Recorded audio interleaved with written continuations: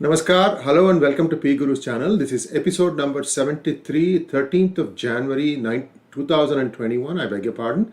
We have our guest, Sridhar Chityalaji. Namaskar, Sridharji, and welcome to PGurus channel. Namaskar and good morning to all. Sridharji, we have a lot to cover today. The second impeachment of Trump is about to take place perhaps in a few hours from now. And we have a poll from McLaughlin which is trying to gauge the pulse of the nation on what the nation thinks about this whole impeachment process. So why don't we start there, sir? Well, I think the McLaughlin poll clearly, outlines the priorities that the House and the Senate must focus on, or the incoming Biden government must focus on. Only 20 or 23% of the people believe that this impeachment process continue. 77% of the people say the priority is not impeachment. It's a waste of time, waste of money, achieves nothing, especially when just about a week left for the president to move on. The three big priorities that they have outlined the government must focus on are number one, COVID and the vaccination and immunization program that must go on for rest of the country, and the attention that must be paid because U.S. stands as the number one in the world by way of number of people afflicted with the COVID-19 situation. The second is around the economy, which is effectively so lots of people impacted. The stimulus bill went through, but you can see that there is still a yawning need for the stimulus to be increased from that $600 to $2,000. But more conspicuously or more specifically, if I have to use the word, that the small business, is one which is clamoring for more help. And also for reopening. They don't believe the shutdowns is impacting, reducing the COVID or, helping the economy to move forward. General principles of discipline is maintained, and so therefore they feel that the restaurants or especially the restaurants they must start opening, and some of the businesses should also start to open. Especially the large retail has been kept open, like they have been following the due process and due rules. If you're in Manhattan, many of these small fruit shops, flower shops, everything is kind of open.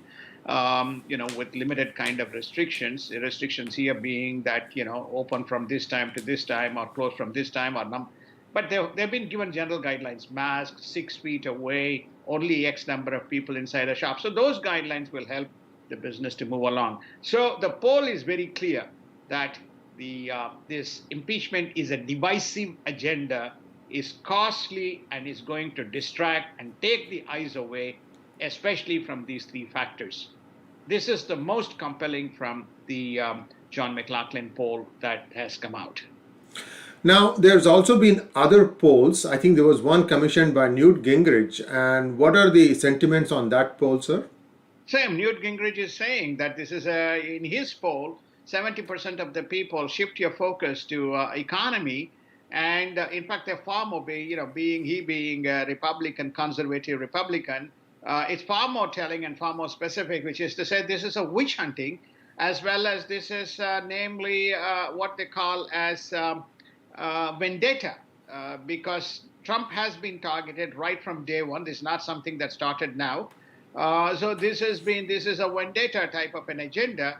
And many of the Democratic leaders are not helping in terms of making things easier. Even Hillary Clinton has come out and stated, no, the impeachment is the right course and we must get rid of him from the office.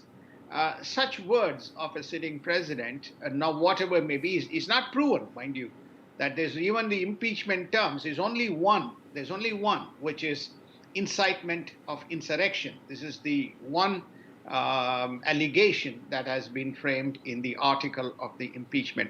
So both these polls reflect the sentiments, and many of the business leaders as well as the political leaders continue to encourage these two guys to speak and reduce the heat and start talking rather than start accusing and start talking at each other.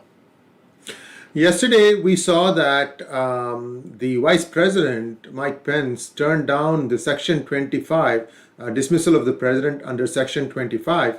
And this was another resolution that the House tried. Sir, if I look at that and the fact that they are going to try and impeach today, what they are hoping, in my opinion, is to get more Republican congressmen, women to vote for the impeachment to try and put pressure on president to say, look, it is not just the Democrats but also the Republicans who want to impeach you. I think that seems to be one of the overarching objectives.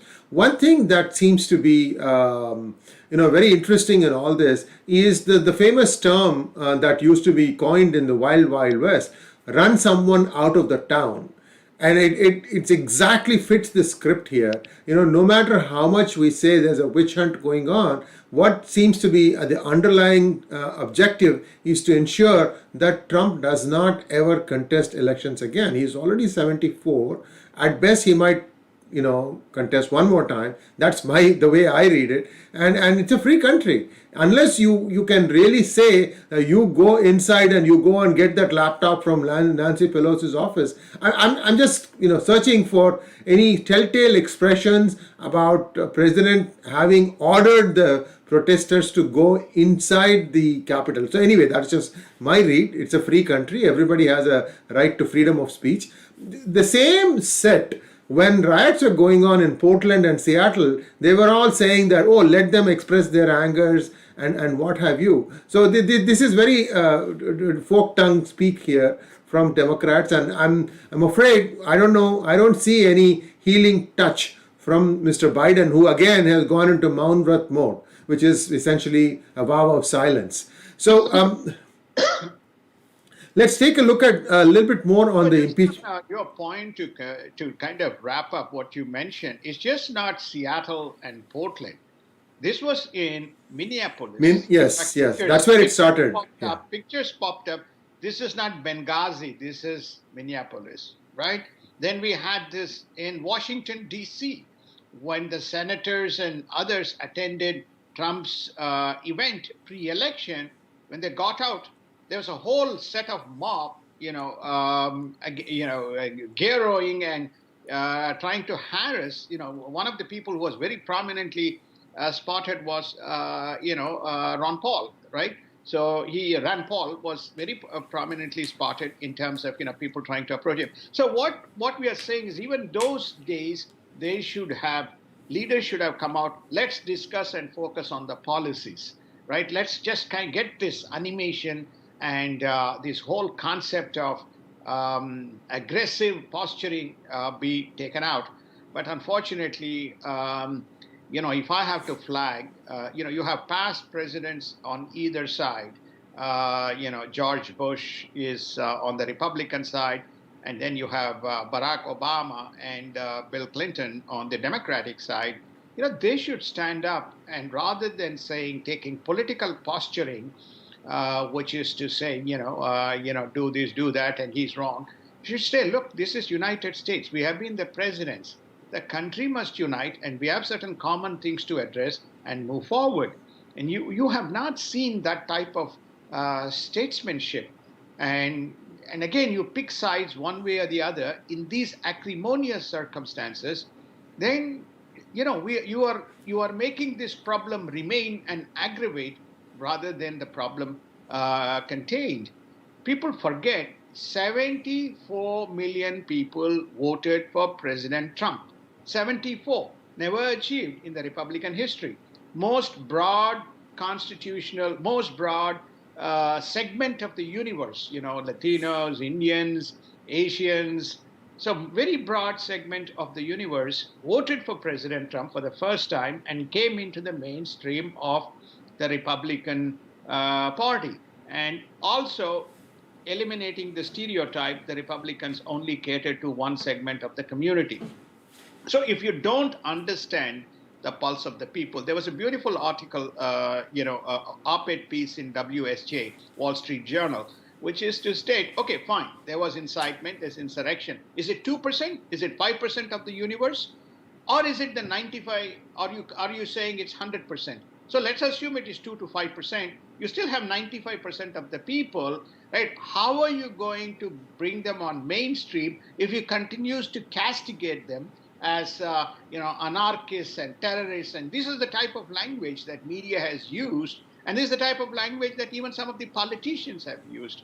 So I think that we have a big issue in United States to bring the two sides together, let alone addressing these top three priorities, which is the health, the economy, and the interest rates are slowly beginning to rise, which is namely inflation, right? So these are the three things. And then, of course, what is the role of media and what is the role of tech? A look at the fallout from the riots, sedition, conspiracy, assault. Feds have opened at least 170 criminal probes, and that led to the Capitol melee. Now, if the president instigated these, why would he be allowing all these things to proceed? He would also be putting a kibosh on all these things, isn't it? It is. See, I think, as I say, truth is forgotten, and animosity and biases have taken over. The Fed investigation is as per his Insurrection Act, which was signed in 2018. So he has opened up. Fed and Department of Justice, thus far as you have quoting, 170 cases have been booked. There has also been some prosecution that has occurred. They have stated very clearly that this is not the end. This is going to continue. And further, that this is going likely to be one of the biggest investigations ever conducted by FBI and DOJ, within the kind of the country, right? So in terms of the investigations. And what is also amazing is that many of the people who are likely to be charged include some vets, and also some of the Capitol Police have also been suspended and are under investigation. So something has gone wrong. Unless there is a thorough investigation, truth is not going to come out, and this assumptive principle is going to prevail. And I think that's the grave danger one is kind of running into. So we have a whole series of types of people who have been arrested. You have a retired veteran. You have somebody who was picked in the Senate, pictured and excuse me, Bless you. excuse me, who was identified by his ex-wife, and there is a new extremist movement called Boogaloo, Boogaloo, which is planning Sunday protests in Washington D.C. as per the FBI and in some state capitals. So this is going to be there. I mean, there are going to be always extreme wings in every party, and they are going to express themselves. As long as everything goes off peacefully and you let off steam, that is fine. So you have still some eventful things happening in the next few days, isn't it? It is. It is. The Boogaloo movement, which is the right-wing movement, they are planning protests around 50 state capitals and also DC. Some of the governors have stated quite explicitly, stated they're already ready to tackle this issue. They're well organized. And what it is underscoring is the people, which is, again, we are, recasting this feeling of let down, or whatever the feelings are, and why this is triggering these type of events, which we have not seen for quite some time. Is there a deeper issue that is simmering? Is it racial? Is it economic backwardness? Is it because this COVID has created an unusual situation where many people have slipped into poverty? So all these issues. In fact, one of the pleas that the Democratic Party made is that there are 9 million people who are still below the poverty line, and we don't know how many more have fallen as a result of this pandemic crisis, and they need to be looked at. So we are not focusing on that, and so as a result, we are indirectly kind of contributing to the upsurge in these types of movements. I don't know whether I want to say that one is Republican, the other is Democrat. But let us assume that one is this left and the other is the right. These two guys are, simmering and ready to go. So the core issue has not been addressed. And on the contrary, you have targeted a guy who has brought in 74 million. Yes, you could have, he could have incited this insurrection, as they say, quite correctly. And then he says, I mean, by the way, President Trump has stated quite clearly, I never said them to attack the Capitol. I never said them to attack. I only told them to go and protest. Please see my video. Well, has anybody analyzed the video of the full speech? We don't know. When I say we don't know, whether the people concerned have done it or they are going with this herd mindset that he did make it, so therefore he incited and caused this insurrection as an intent. So these are all question marks, which I'm not stating, but many journalists are now reporting on either side of the aisle. So this is the other side. You have no truth. We are trying to analyze and give, trying to analyze and provide a perspective rather than say, okay, the left media is wrong and the right media is right, or the right media is wrong and the left media is right. But the media is not certainly kind of helping the cause in the discovery of truth. Now, what we are seeing in both these parties is that both sides are seeming to be poised to split. For example, if you take a look at the Republican Party, and this is how I read it, so please correct me if I'm wrong, you have the Trumpers and the non-Trumpers. In the Democratic Party, you have the moderates and the progressives. And the progressives are led by the likes of perhaps Bernie Sanders and then AOC and the Squad and so on and so forth. And they seem to be always taking more extreme positions in terms of any issue you take it. So you're going to have a counter position going to be taken by the Republicans on the other side. This is just politics. Now, the question that remains is, if such a thing were to happen, if hypothetically Trump were to say, okay, I'm leaving the Republican Party, what do you think will be the fallout of that, sir? Well, I think there are rumors floating around that the word is patriot. Whether the Republican Party will be renamed the Patriot, or whether Trump will float a party, or whether Trump will take charge, or whether he will allow the status quo to continue, is a matter of conjecture. But there are certainly signs of undercurrent. It's very clear when you look at it. The House vote is something like 222 over 205, roughly that number. Yes. For the impeachment. There's no more than 5 or 6 or 7 senators, 7 House representatives from the Republican side, including Liz Cheney, who have stated that President should be impeached.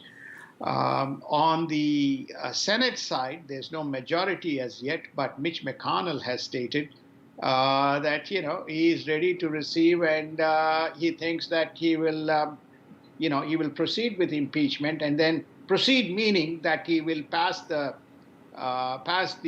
order to conduct the inquiry and the impeachment process. That doesn't mean he's going to be impeached there. It just simply means that there is going to be a mechanism and a process for the conduct of the impeachment trials. At the end of the impeachment trials, they still have to vote and then finally impeach. Whether they impeach and convict, we discussed this yesterday, right? It's a matter of conjecture. So it's a number of people, including Kevin McCarthy and Mo Brooks, and there's more than 100, at least, House Republicans who have stated that they are against impeachment. In fact, more than 100 House Republicans felt that there has to be an inquiry on the conduct of the elections. So to your point, it's very clearly divided in Trump versus kind of the non-Trump camp. Similarly, on the Democratic side, you have the progressive and you have the centrists. The progressives are led by AOC, Pramila Jayapal, Ilman, and then Rashida, and there's Bernie Sanders and so on, which is to say, let's get the progressive agenda, going. Now, what's the progressive agenda? Which is namely to go complete socialistic, increase the minimum wages, do this, do that, and so on. So there is a battle going on there. Once upon a time, a large number of people, middle America, was in favor of Democrats because there was centrist in many facets. Our friend, I mean, Bill Clinton is a classic example of centrist. He worked very well with a Republican House and a Republican Senate, and many policies he introduced. And unfortunately, today we don't see somebody like that within the Democratic Party. Similarly, George Bush, notwithstanding, he had very good support. George Bush had very good support from the Democrats and Republicans when we were confronted with 9/11 and the Iraq War, and people supported. So we don't see that bipartisanship present in the two parties. So which makes your analysis that you just completed spot on. What outcome one can think of, we don't know as yet. Okay, we'll know it's not going to be too long. It's about probably a week away. Thanks for that update, sir. And let's take a look at what is happening on the tech platform. We know that WhatsApp came out with a personal privacy explanation that seems to be driving people out. And this is not even connected to President Trump. The President Trump related things are Twitter and Facebook banning President for life. And then the fallout of Parler being shut out not only from the app stores of Apple and Google, but also the Amazon Web Service provider has taken down the Parler app. So those are all threads running. Now you take a look at the other side, what has happened. Today, in almost all the newspapers in India, WhatsApp took out a page-long advertisement saying how this does not affect the normal user. So they are feeling the pinch. They are seeing a drove, in fact, a flood of people leaving this platform for other platforms. I'll give you an example, sir.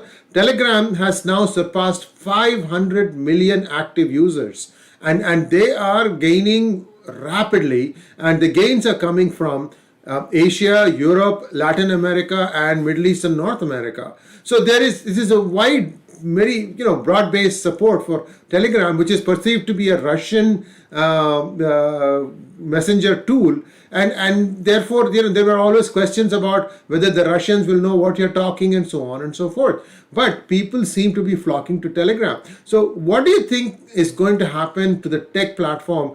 We know that the stocks are taking a bit of a beating, but in down the road, we can't obviously tell anyone to say go buy this stock or not. All we are telling you are the trends, and you have to make your own decision based on your own judgment and so on. Please don't take our word for it. We are just trying to tell you, if you do something, what usually happens. Sir, this is your field. Take it away. Well, I think tech is going down. It was like ready to explode kind of scenario. Okay. And there was everybody should remember, we discussed this. There was a House and Senate inquiry conducted.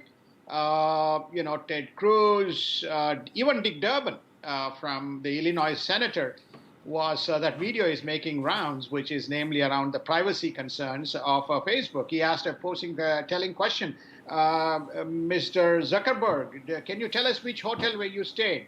He said, no. Then he said the second question, can you tell us who all you spoke with and what you ate last night? No. So Dick said, that's exactly my point. So why should Facebook know, okay, where I ate and who I spoke with and what I communicated? Are you not violating the privacy? That is, in other words, what you are not willing to concede, you want to own everything that we do. So he had no answer to that question. So I think they have taken this data collection to an extremity. Now, you need always a tipping point. The tipping point here is they have very categorically stated that they are taking a left position rather than a neutral position. To start dumping everybody who is associated with Trump is a recipe for disaster. The question that comes up is, who is next that they're going to take down? This is number one. The second point also, which is irrelevant, is WhatsApp has been broadcasting what you call new terms and conditions, which they ask us to sign up by February 8th. I don't know about India. In United States, by Feb 8th, where they have the right to use all the data that is in the app. Thus far, they keep broadcasting. It's an end-to-end encrypted, safe, and secure application where the privacy and security of the participants is protected. Now, when the moment you say you're going to be able to access the data, then you can use the data for any purpose, especially if you are politically leaning one way or the other way. So this is riveting down the stream. Now, I don't want to talk Twitter, which seems to be the worst amongst this lot. Even Hong Kong residents who use Twitter, they've changed the Twitter handle symbol. And China stepped up and basically stated yesterday, hey, you guys are not supporting freedom of speech. This is China to Twitter. And so this just basically tells you that, and you gave some numbers about Telegram, and I think something similar is happening in Signal. So my view is that probably we're going to have like two parties, two platforms, a neutral platform which accommodates right and probably left, and a platform which accommodates left only. And clearly those who accommodate left, they have come out, they've come out and raised their hands. So what does it do to the stock, and what does that do? Time will tell. But clearly, something has gone wrong. I mean, Facebook also went on to say, Mark Zuckerberg sent a notification to his staff, hey, when you go out, please don't wear, clothes that has a Facebook, tag, because you could be targeted. There was also a very big protection in San Francisco of the Twitter offices, because they were expecting an imminent threat to the attack on the offices of the Twitter. So why do these things happen? It has not happened to IBM. It has not happened to Oracle. It has not happened to Microsoft. Why is that? Why? I mean, people have to stand up and ask the question, why? Are they being just targeted? Because they have taken, and their actions are viewed by people as something that is non-democratic.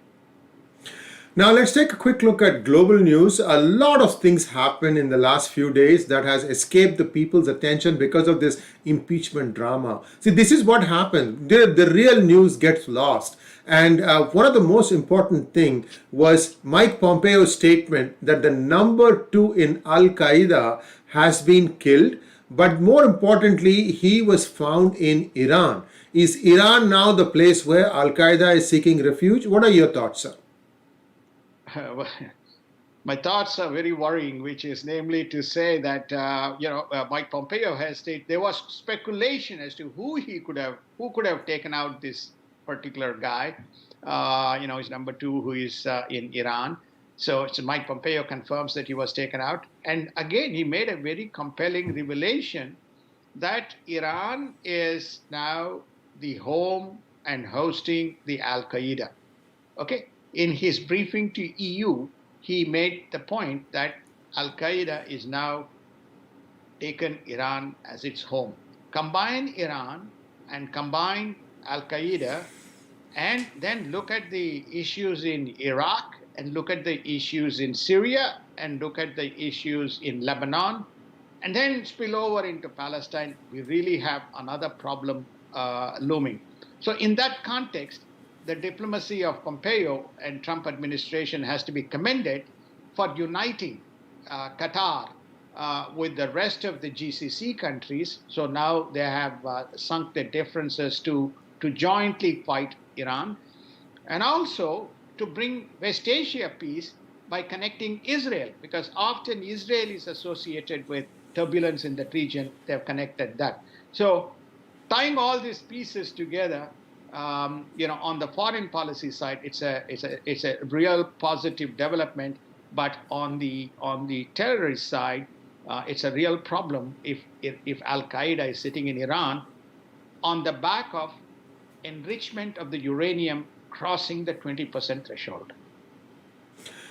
So we'll wait and see what happens there. So Joe Biden is going to have his hands full just trying to come to grips with all these new political alignments that are taking place in West Asia. We'll continue to call the Middle East as West Asia because it seems more appropriate, but that sometimes we'll use them interchangeably because habits die hard. Let's take a quick look at the observations of the US envoy to Israel. I predict that he's going to be changed very soon. David Friedman says he's addicted to what the Trump administration has achieved for Israel in the last 4 years, and the measures, these are all not reversible by Biden administration. Sure, this tells you that Trump has gone, as far as West Asia policy is concerned, much farther than where any other previous president has dared to even think of. Indeed, sir. I think that in the last few days, there's several amendments that were enacted and signed up. One is the Israel peace accord with the West Asian countries, the West Asia peace accord amongst the GCC and the Qatar. Then the Tibetan one, where the right of Tibet has been, the Tibetan Accord has been also signed. Interestingly, and India-China issue has also been logged as an issue that China poses threat to the sovereignty of India with persistent kind of border incursions. And then, most important, which is irritating the Chinese, is the Taiwan, the independence of Taiwan. Just as we speak, the UN representative or the UN ambassador for United States is on her way or already met the Taiwanese department officials in Taiwan, and we have had three times around the Taiwanese straits, the U.S. Carriers passing by, and we also have the B-52 bombers making their fourth visit in 1 month over the Iranian skies, over the Persian Gulf, with a stark reminder that, hey, we are here. It's probably one reason why, I don't know, that whether Nancy Pelosi was very anxious that he should not pull the nuclear trigger or he should not take something out, and she was trying desperately to reach the army to say, hey, don't do anything. So Iranians see the incoming Biden administration as a way out. Given this polarizing situation or a sensitive situation, how Biden will kind of manage this is a very interesting position that Biden is in. Instead of focusing on all these issues, we seem to be focused on impeachment. So this is what the surveys are trying to point out. And China now admits to a second wave of coronavirus. Evidently, many states are sealed in that traffic from in and out of those states cannot happen. And so this virus is not going away. Now, we also have multiple strains that are being reported. Other than the second strain that got so much attention from United Kingdom, you have other strains also. Lay it out for us a little bit, Sridharji. What is really Biden looking forward to at this point of time? I think Biden has to come up with a 100 days plan. What's his first 100 days plan? We're not discussing the first 100 days plan. We are discussing the first 10 days plan, which is impeachment trials in House and Senate of the outgoing president, President Trump. Okay? What are his first? He has only mentioned one thing. Stimulus is my number one priority. So we clearly see the stimulus being number one priority to him. Whether the Republican, whether they will now, on January 20th, the majority will go to Democrats, so they probably will get the $2,000 through. He has also mentioned his Greenpeace, signing the Paris Accord and committing $450 billion. He has mentioned that he will get it done. He also has mentioned that he will focus on this energy or environmentally secure buildings, committing something close to between $2 to $4 trillion for that. So we have seen these three as his, top kind of priorities. In the meanwhile, there's been a number of other agenda items floating around. Clearly, foreign policy is not one of them, except he has stated that the China policy will continue as is. There won't be any change in the China policy be it Taiwan, be it Hong Kong, be it the Trans-Pacific Partnership, etc. Okay, so it remains to be. He has not mentioned the word Quad. He's only mentioned Indo-Pacific. And on Iran and all this stuff, I think there's still a big gap. And by the way, the Secretary of State Andrew has to be confirmed. That's probably one of the first confirmations that will happen. The Janet Yellen will be confirmed. That's a straight through because she is, she was a great governor of the Fed and did a fantastic job continuing from Bernanke. So I think that she would be the easy confirmation. Then we'll have to look at each of the other confirmations. And in passing, Russia calls the US elections process archaic and prone to violations. Pray, what has been Russia's record? What was the margin of victory of Vladimir Putin in the recently last elections that Russia had? And what happened to the opposition leader who had to flee, who was poisoned but managed to escape? So, now it is free for all time, isn't it?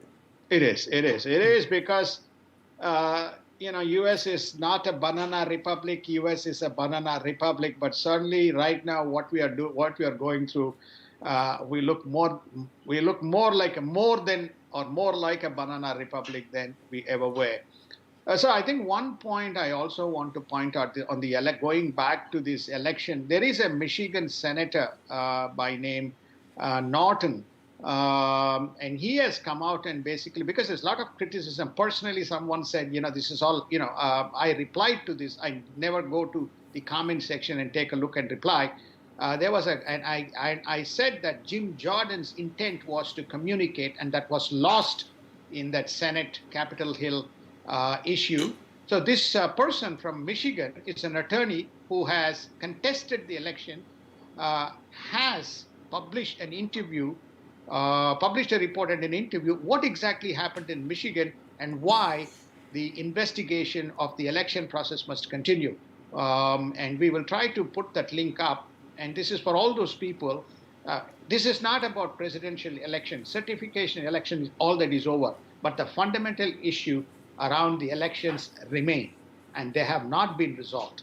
And he has very specific numbers he has given. He is somebody who is very close to what happened in Michigan. And I won't give away the secrets here, but there is some very interesting data that is coming out of it on the way new electors were onboarded to cast their votes. You read that, you understand that there was overzealous activity on part of one party to get as many people to vote as possible. That comes through clear. Again, we are not taking sides here. We are saying what we are seeing, and we will share that link of Robert Norton's audio interview, I think. I remember listening to it. So, Sridharji, now the last point, we have come to the end of our program. We'll be back again tomorrow, and we will see how this impeachment process plays out today and what happens after this. Many people, such as Alan Dershowitz, had said that the article, whatever the speech is not even close to getting impeached. So these are, again, lawyers who are very highly paid. They're probably charging thousands of dollars an hour. And they have weighed in saying that this is not even close. So we have to wait and see what is going on. But clearly this thing comes through that there is some pent up anger or something beyond what is meeting the eye. And I don't know what it is. We'll continue to explore that. Sridharji, as always, a pleasure having you on our channel. And we'll be back tomorrow. Namaskar. Namaskar and thank you.